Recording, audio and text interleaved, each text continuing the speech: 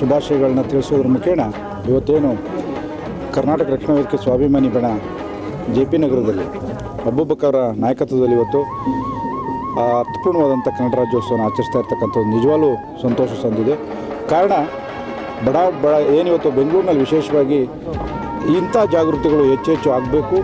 ಕನ್ನಡವನ್ನು ಇನ್ನೊಂದಷ್ಟು ಜಾಗೃತಿಗೊಳಿಸೋದ್ರಲ್ಲಿ ಮತ್ತು ಧ್ವಜಾರೋಹಣ ಮಾಡೋದ್ರ ಮುಖೇನ ನಾಡಿನ ಜನರಿಗೆ ಮತ್ತು ಬೆಂಗಳೂರು ನಾಗರಿಕರಿಗೆ ಕನ್ನಡ ಕಲಿಯುವಂಥ ಒಂದಿಷ್ಟು ಜಾಗೃತಿಯನ್ನು ಮೂಡಿಸೋದ್ರ ಒಂದು ಉದ್ದೇಶ ಆದರೂ ಕೂಡ ಇವತ್ತು ರಾಜ್ಯೋತ್ಸವನ ಇವತ್ತು ಪ್ರತಿ ಮನೆಗೂ ಕೂಡ ಹಬ್ಬದ ರೀತಿಯಲ್ಲಿ ಕೊಂಡೊಯ್ಯುವಂಥ ಒಂದು ಮಹದಾಸೆಯನ್ನು ಇಟ್ಕೊಂಡು ಕರ್ನಾಟಕ ರಕ್ಷಣಾ ವೇದಿಕೆ ಸ್ವಾಭಿಮಾನಿ ಬಣ ಕೆಲಸ ಮಾಡ್ತಾಯಿದೆ. ಅದರ ಜೊತೆಗೆ ಇವತ್ತು ಸಾಮಾಜಿಕವೂ ಕೂಡ ಇವತ್ತು ಕೆಲಸವನ್ನು ಮಾಡೋದ್ರ ಜೊತೆಗೆ ಇವತ್ತು ಸಂಸ್ಕೃತಿಯನ್ನು ಬಿಂಬಿಸೋದ್ರ ಇದರಲ್ಲಿ ಇವತ್ತು ಡೊಳ್ಳು ಕುಣಿತ, ಪಟ ಕುಣಿತ ಸಾಕಷ್ಟು ನಮ್ಮ ನಾಡಿನ ಸಂಸ್ಕೃತಿಯನ್ನು ಬಿಂಬಿಸುವಂಥ ನಿಟ್ಟಿನಲ್ಲಿ ನನ್ನ ಗೆಳೆಯರು ಕನ್ನಡದ ಕಲಿಗಳು ಇವತ್ತು ಮಾಡ್ತಾ ಇರ್ತಕ್ಕಂಥದ್ದು ನಿಜವಾಗ್ಲೂ ಶ್ಲಾಘನೀಯ.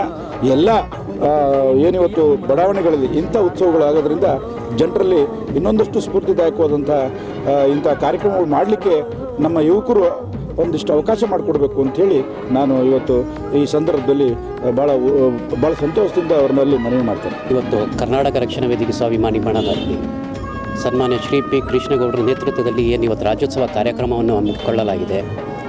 ಈ ರಾಜ್ಯೋತ್ಸವ ಅಂದರೆ ಬರೀ ನಾವು ನವೆಂಬರ್ ತಿಂಗಳಂತ ತಿಳ್ಕೊತೀವಿ. ದಯಮಾಡಿ ಅದೊಂದು ತಮ್ಮ ಮನಸ್ಸಲ್ಲೆಲ್ಲ ಇರಲಿ.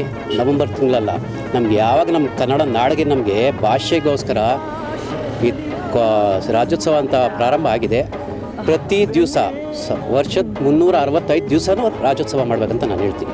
ಇವತ್ತು ಸೇರಿದ್ದಾರೆ ನಮ್ಮ ಒಂದು ಕನ್ನಡದ ಮೇಲೆ ಒಂದು ಅಭಿಮಾನ ಇಟ್ಕೊಂಡು ಇನ್ನು ಮುಂದೆ ಒಂದೊಂದು ಬೆಂಗಳೂರಿನ ಒಂದೊಂದು ಗಲ್ಲಿಯಲ್ಲೂ ಇಂಥ ಒಂದು ಕನ್ನಡ ಧ್ವಜವನ್ನು ಆರಿಸಿ ಎಲ್ರಿಗೊಂದು ಸ್ಫೂರ್ತಿದಾಯಕವಾಗಲಿ. ಇದೇ ಥರ ಮುಂದೇನು ಎಲ್ಲ ಒಂದು ಗಲ್ಲಿಗಳಲ್ಲೂ ಈ ಥರ ಒಂದು ಕನ್ನಡ ರಾಜ್ಯೋತ್ಸವ ಮಾಡಬೇಕಂತ ಎಲ್ಲರ ಹತ್ರ ಒಂದು ಕೇಳ್ಕೊಳ್ತಾ ಶುಭಾಶಯಗಳನ್ನು ತಿಳಿಸ್ತೀನಿ.